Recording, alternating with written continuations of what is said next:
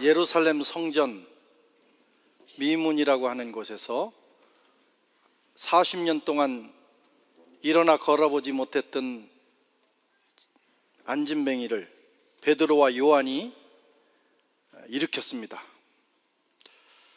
하나님께서 베드로를 사용하신 것은 그가 늘 기도하는 사람이었고, 또 이 병인을 향한 긍휼히 여기는 마음이 있었고, 또 그가 예수 그리스도의 이름을 사용했기 때문에 나타난 기적입니다.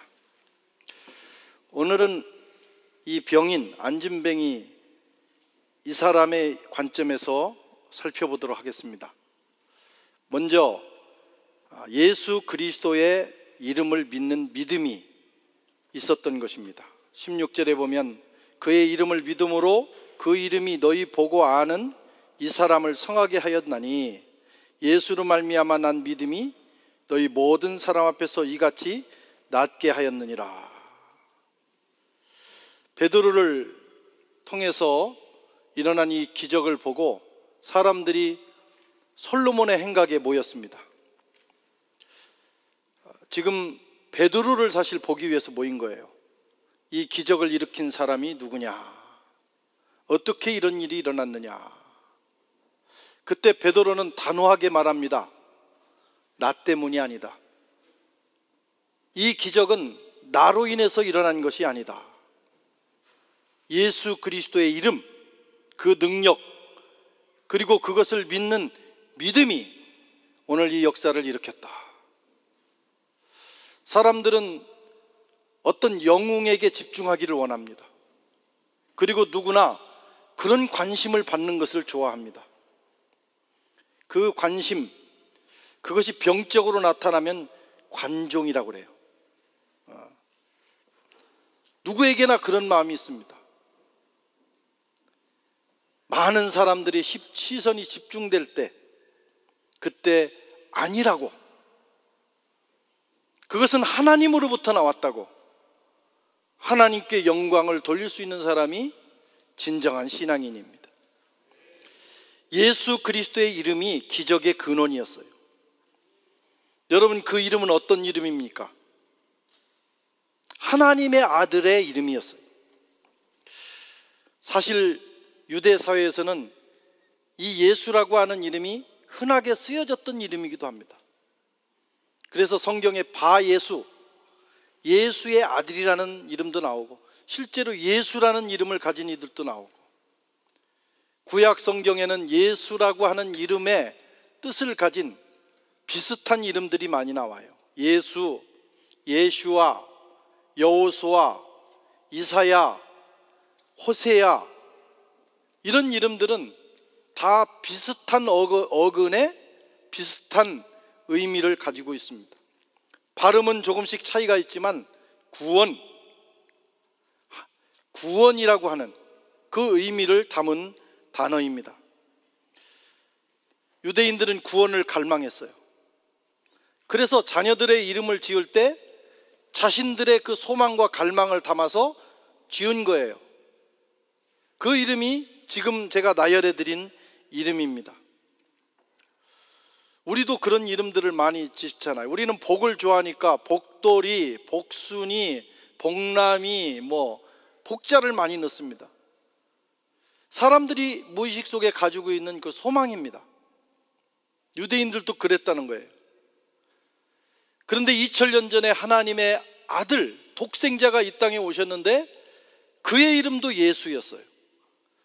그런데 이 이름은 마리아와 요셉, 육신의 아버지 요셉이 지은 이름이 아니라는 것입니다.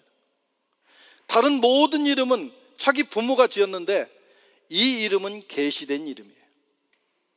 마리아가 잉태될 때 가브리엘 천사가 나타나서 이렇게 말합니다. 아들을 낳으리니 예수라 하라.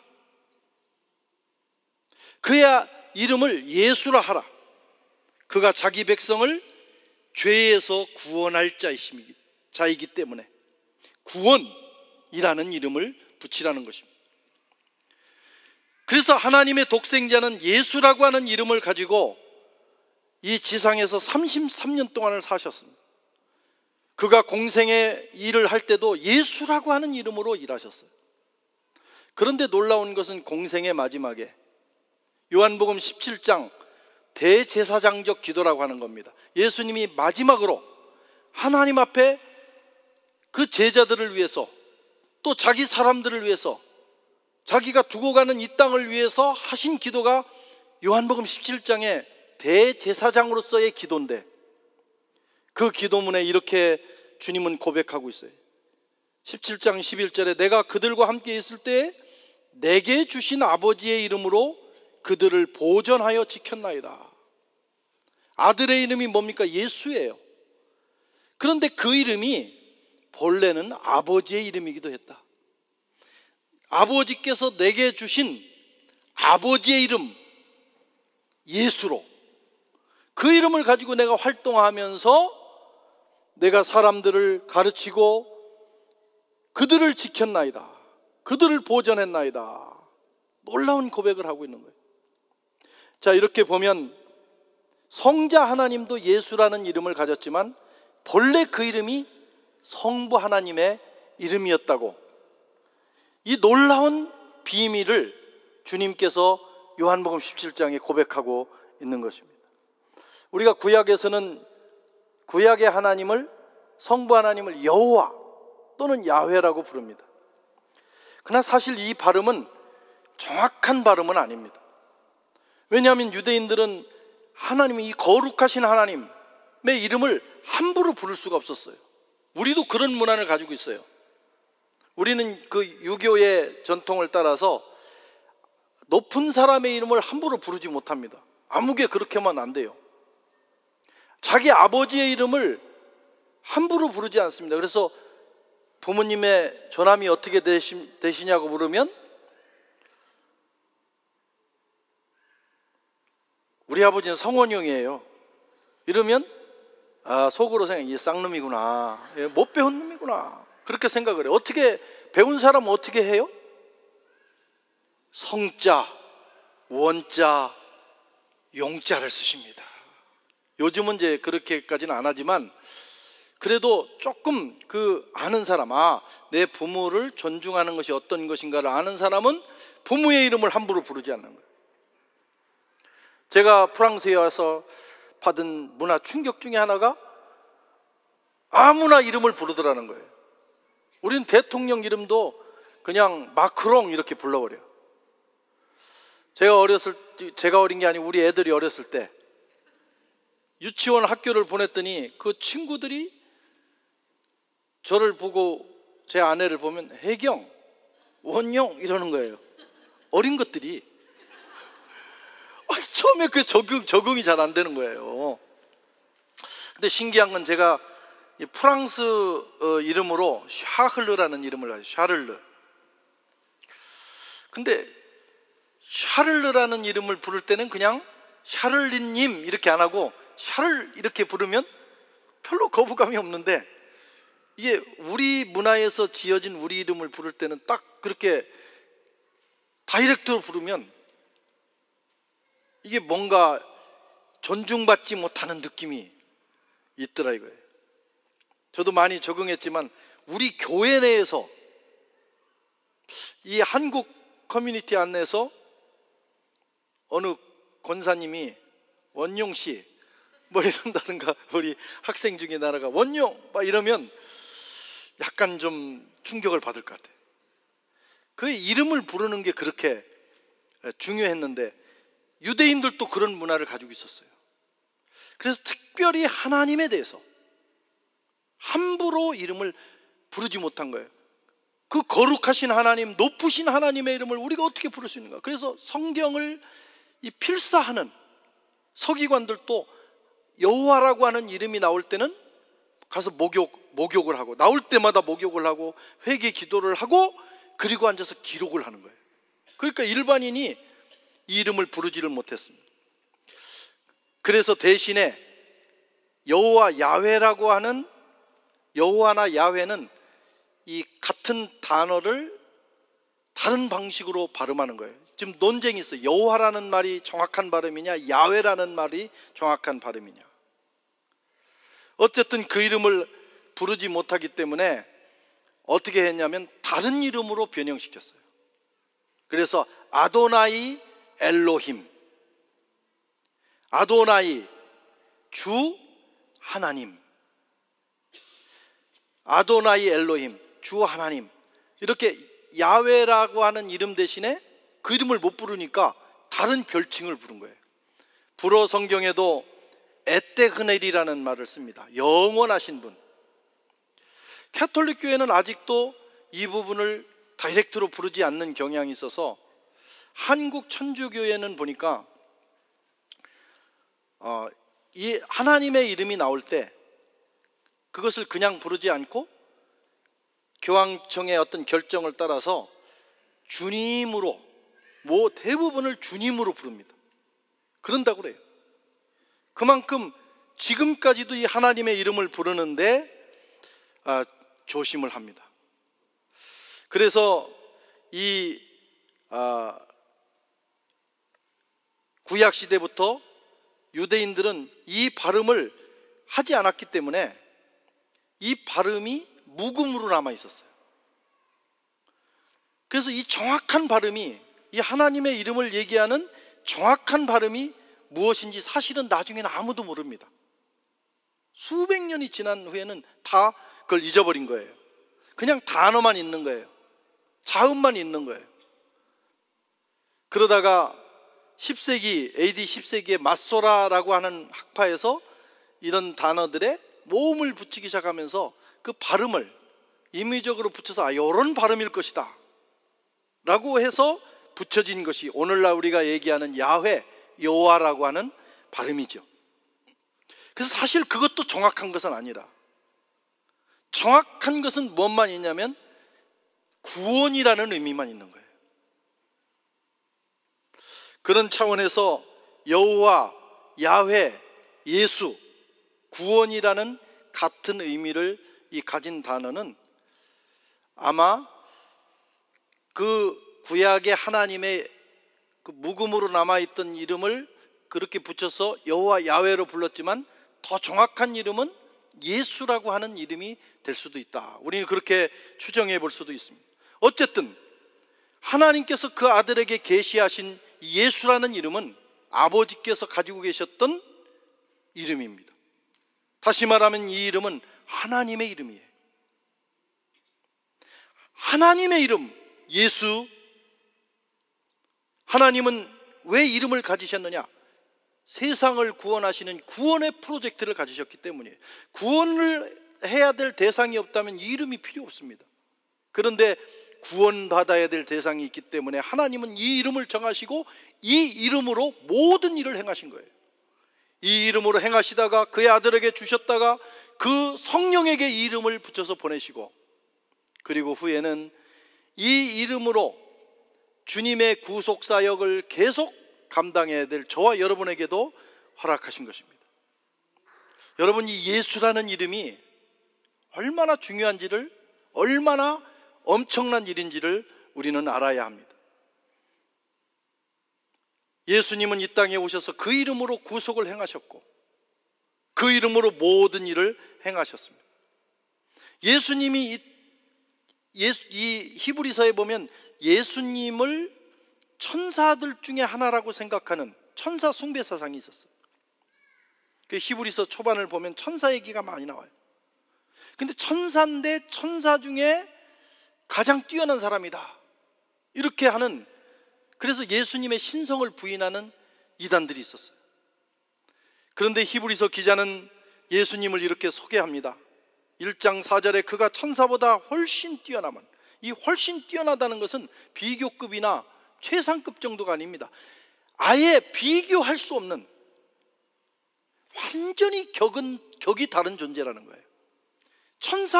천사는 피조물이고 이분은 하나님이시라는 거예요.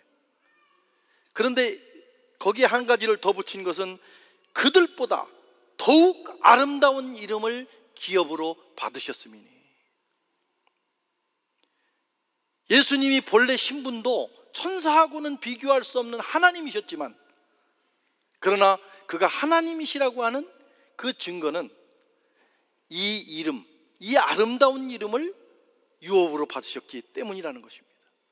이 이름을 받은 자만이 하나님을 아바, 아버지라고 부르는 거예요. 여러분, 천사는 하나님을 아바, 아버지라고 부르지 못합니다. 그러나 저와 여러분은 하나님을 아바, 아버지라고 불러요. 그죠? 하늘에 계신 우리 아버지요. 왜냐하면 우리는 그 이름을 유업으로 받은 자들이기 때문입니다. 이 예수 그리스도의 이름은요, 아무나 바꿔 아무나 사용하는 것이 아니에요. 하나님이 사용하시고 하나님을 아버지라고 부를 수 있는 자들만 사용할 수 있는 그런 이름입니다. 여러분, 그 이름을 주님께서 제자들에게 주시고 저와 여러분들에게도 주신 줄로 믿습니다. 우리에게 주신 이 이름은 하나님의 이름입니다. 우리에게 주신 이 이름은 왕의 이름입니다. 그 이름을 마음껏 사용하라고 주신 거예요. 그 이름으로 우리가 복음을 전하고 그 이름으로 기도하는 것입니다. 엄청난 이름을 우리에게 주셨어요. 이것은 마치 왕의 도장과 같아요. 옛날에 왕명이 떨어지면 이게 왕명이다라고 하는 의미에서 도장을 찍습니다. 황제의 도장을 찍습니다. 그걸 옥새라고 그래요. 그냥 종이 한 장에 글씨가 있는 거지만 거기에 이 옥새가 찍히고 나는 순간 이것은 효력을 발생하기 시작해요. 그때부터 그 말 그대로 이루어집니다. 예수 그리스도의 이름의 능력이 거기에 있는 거예요. 그것을 우리에게 주셨다니까요. 그걸로 기도하라고 말씀하시고 오늘 그걸로 사용하라고 말씀합니다. 베드로와 우리가 다를 건 아무것도 없어요. 그도 인간이고 우리도 인간입니다. 중요한 것은 그 이름을 믿고 우리가 사용하느냐, 오늘 그 이름이 외쳐질 때 그 이름을 우리가 믿음으로 받아들이냐의 차이입니다. 우리에게 주신 이 소중한 이름, 하나님의 이름, 이 이름을 잘 사용하셔서 풍성한 삶을 누리시기를 축원합니다. 자, 이 미문 안진뱅이가 일어난 사건은 예수의 이름을 믿는 믿음으로 일어난 사건이에요. 그런데 19절에서 20절에 보면 같이 읽어보겠습니다. 그러므로 너희가 회개하고 돌이켜 너희 죄 없이 함을 받으라. 이같이 하면 새롭게 되는 날이 주 앞으로부터 이를 것이요 또 주께서 너희를 위하여 예정하신 예수 그리스도를 보내시리니. 그 다음에 베드로가 또 하는 이 설교를 들어보십시오. 그 다음에 언급하는 것은 회개가 일어나야 된다는 거예요. 여러분, 기적은 중요한 거예요. 그러나 기적 자체가 목적이 될 수는 없어요. 기적이 목적이 되면 그게 신비주의입니다. 기적이 목적이 되면 그게 열광주의예요. 많은 사람들이 그 기적을 보고 열광합니다. 기적을 보기 위해서 모입니다. 그러나 기적은 목적이 될 수 없어요. 모티베이션이 되는 거예요. 내 신앙이 이제 새로운 어떤 출발을 할 수 있는, 하나님이 계시구나. 기적은 하나님이 현존하신다, 하나님이 지금도 여기 역사하신다는 눈에 보이는 사인이에요. 그걸 보는 순간 하나님이 계시니 내가 이렇게 살지 말아야지 하면서 어떤 변화의 모티베이션이 되는 건데, 그리고 과정입니다. 거기서 머무르지 않고 더 좋은 단계로 나가는, 그래야 되지 않겠어요? 그게 기적의 의미입니다. 과정이고 하나님이 현존하신다는 증거예요. 그런데 많은 사람들이 기적이 목적이 되는 경우가 있어요. 놀라운 일이 일어났다더라. 예루살렘 성전에서, 어느 교회에서 누가 병고침을 받았다더라. 그거 하나님이 하신 일입니다. 에알로, 그래서 어쩌다는 거예요. 그래서 그냥 와서 구경하고, 야, 그거 굉장하네, 야, 역시 다르네, 그러고 흩어지면 아무것도 아니라는 거예요. 기적은 그 다음 단계로 넘어갈 때 의미가 있어요. 그 다음 단계가 뭐냐? 회개입니다. 회개, 자기 죄를 고백하고 자기 인생의 방향을 바꾸는 거예요. 여러분, 하나님의 현존, 여러분 하나님의 현존을 경험해 보셨어요? 우리가 처음 신앙생활할 때 하나님이 살아계시구나, 하나님 바로 여기 계시구나 하면서 막 그 떨리는 마음으로 눈물 콧물 흘리면서 변화됐던 그 순간을 기억해 보세요. 하나님의 현존의 현상입니다. 하나님의 현존 앞에 서면 누구에게나 회개가 일어나는 거예요. 물론 간땡이가 부은 사람들도 있죠. 오만방자한 사람도 있어요. 하나님 앞에 섰는데도 두려워하지 않는 사람이 있어요. 그러나 대부분의 사람들은 주여 저는 죄인입니다, 이 고백부터 나오는 거예요. 저를 떠나소서.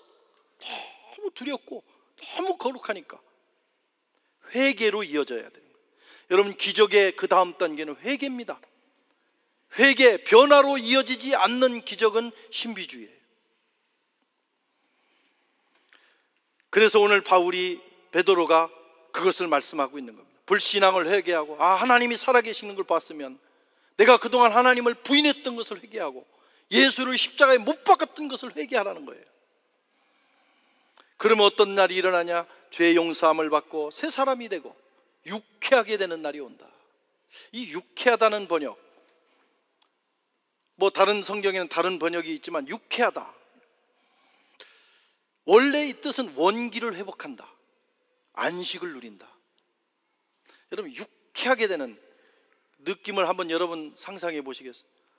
제가 감기를 영국 갔다 와가지고 영국 독감, 프랑스 독감보다 세더라고. 보통 2주 걸릴 겁니다. 그래서 나는 보통 1주 안에 끝내거든요. 약 독하게 먹고 빨리 끝내는데 3주가 걸려요. 마무리까지 가는데. 근데 이 감기에 걸리면 막 찌뿌둥하니 내 몸이 아닌 것 같고, 막 몸은 아프고 내 살갗이 아닌 것 같고, 느낌이 그렇잖아요. 막 기분도 나쁘고 뭘 먹어도 맛도 없고 막 그런 상태가 되다가 몇 번 그런 경험을 해요. 하룻밤을 딱 자고 났는데 끝났구나 하면서 뭔가 몸이 확 살아나는 느낌. 그런 느낌 경험해봤어요? 난 하여튼 그리고 이제 마지막에 가서 이제는 끝났구나 하는, 그러면서 이 몸과 마음이 회복되는, 원기가 회복되는 그 기분 기가 막힙니다. 그 기분은.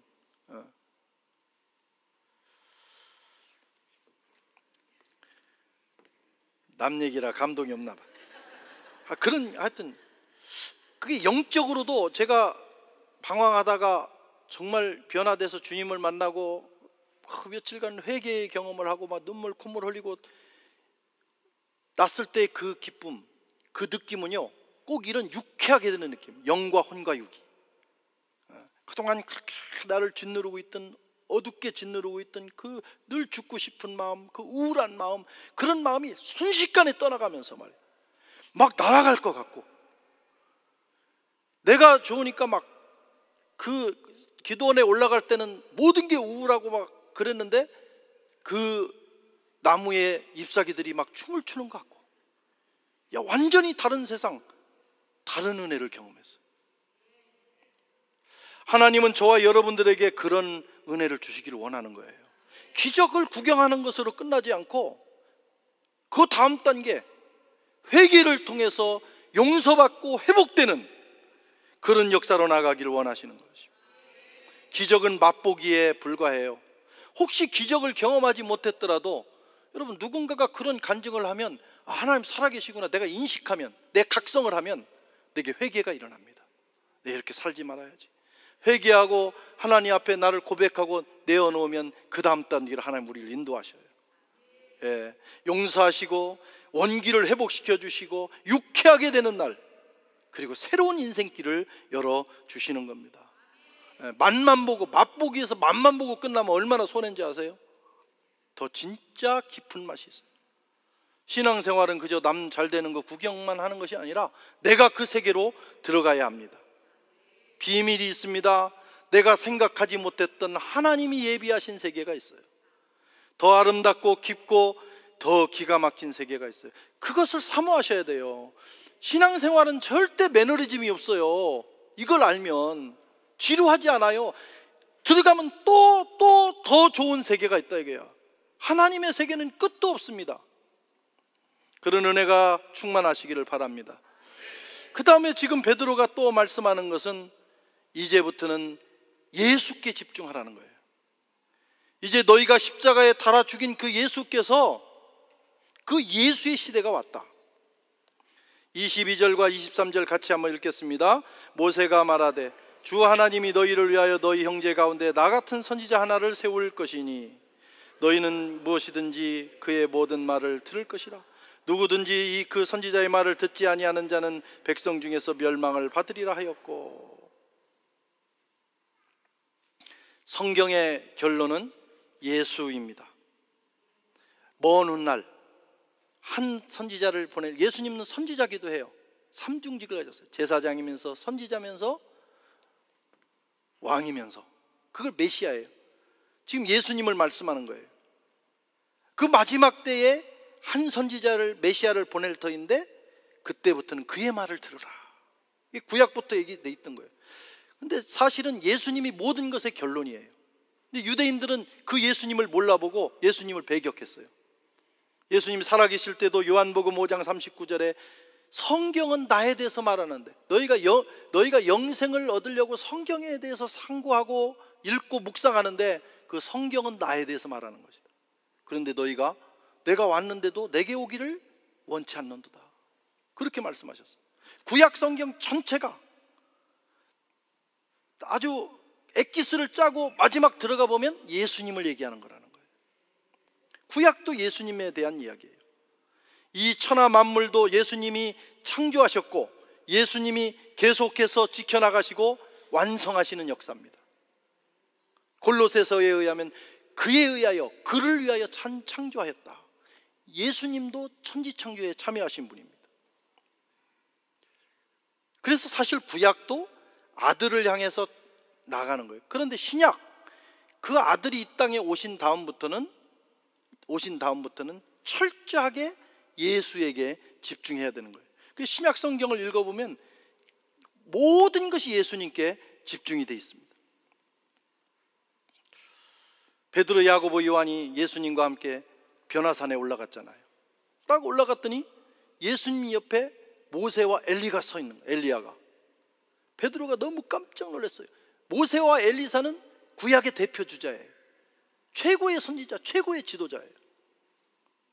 그래서 그도 자기도 모르는 사이에 주님, 여기가 좋사오니 여기 장막 셋을 짓고 하나는 모세를 위하여, 하나는 주님을 위하여, 하나는 엘리야를 위하여 그냥 여기 있었으면 좋겠어요.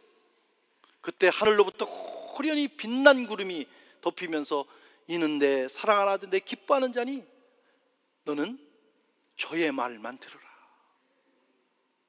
신약 시대는 아들의 말을 듣는 시대입니다. 예수님을 만나고 예수님께 집중하고 그의 말을 듣는 시대예요. 하나님께서는 그의 메시지를 보낼 때 다양한 방법과 다양한 모습으로 보내셨다고 그랬어요. 히브리서 1장 1절에서 2절에 보면 옛적의 선지자들을 통해 여러 부분, 여러 모양으로 우리 조상들에게 말씀하셨다. 그런데 이 마지막 날에는 아들을 통하여 우리에게 말씀하셨으니 이 아들을 상속자로 세우시고 또한 그로 말미암아 모든 세계를 지으셨느니라. 예수님이 오신 다음에는 예수님이 하나님이 우리에게 말씀하시는 방법은 하나로 끝나버렸어요. 아들을 통해서만 말씀하신다. 예수 그리스도, 그분이 오신 이후에는 모든 것이 예수님을 통해서 이루어집니다. 그를 통해서 말씀합니다. 그래서 신앙생활을, 이 신약 시대에는 어떻게 해야 되느냐? 예수님에게 집중해야 되는 거예요. 유대인들도 불편하지만 내가 십자가에 잡아 죽인 그 예수가 부활했고 이제는 그 예수를 믿어야 된다는 것이 불편한 일이지만, 그럼에도 불구하고 하나님이 정하신 방법이니 너희들도 예수에게 집중하라고 말씀하고 있는 거예요. 저와 여러분도 예수님에게 집중하시기를 바랍니다. 그의 말씀을 듣고, 그분이 가르치신 말씀을 듣고, 또 그분의 생애를 묵상하고 십자가 앞에 나가면 하나님이 예비하신 모든 은혜와 축복이 저와 여러분에게 임하게 되는 거예요. 주님께서도 이 땅에 계실 때에 말씀하셔서 진실로 진실로 너희에게 이르노니 죽은 자들이 하나님의 아들을 음성 들을 때가 온다. 바로 지금이다. 주님이 말씀하시면 당신이 말씀하시는 거예요. 그 음성을 듣는 자는 살아나리라. 하나님의 아들의 음성을 듣는 순간에 모든 죽은 자들이 살아나는 역사가 있는 것입니다. 그게 아들의 음성이에요. 이미 그 음성이 우리에게 들려졌고 지금도 끊임없이 그 음성이 우리에게 들려지고 있어요. 이 예수 그리스도의 말씀, 그 음성을 듣는 인생에게는 안진뱅이가 40년 동안 한 번도 못 일어난 그 안진뱅이가 일어나는 것처럼 우리 인생을 누르고 있던 모든 장애가 풀어지고 회복되는 거룩한 역사가 일어날 줄로 믿습니다. 사랑하는 성도 여러분, 저와 여러분들의 삶이 예수님을 만나고 예수님에게 집중되고 그의 말씀을 듣고 순종하여 하나님께서 그 아들을 통해서 우리에게 주시기로 하셨던 그 놀라운 구원과 은혜의 세계로 깊이, 더 깊이 나아가게 되기를 주의 이름으로 축원합니다. 하나님